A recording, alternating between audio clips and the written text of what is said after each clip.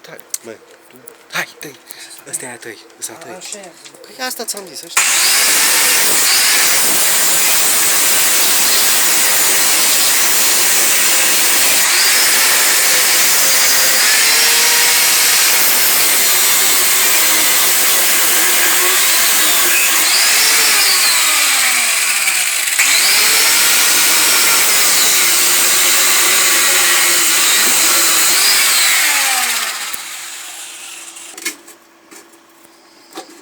Zici că așa s-o chinuit ăia din... Lasă-mă că 3 ore jumate au durat la o bucată.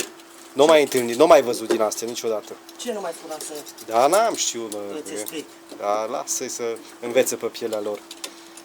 Că mi-au luat și bani de echilibrat, după ce mi-au stricat cauciucul. Eu știam care-i chestia, că mi-a explicat, am văzut atunci. Dar ei au zis, nu, domnule, noi schimbăm orice, facem orice, nu... Pentru la noi nu există. Am zis, bă, zic, nu se poate. Că nu se poate, și Dar unde, în ce loc? la Tenet.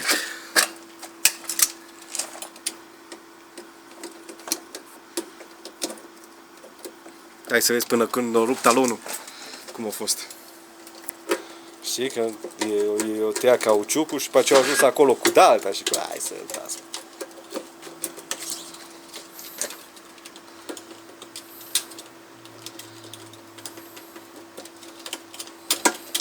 Poate o să le arăt mâine filmare.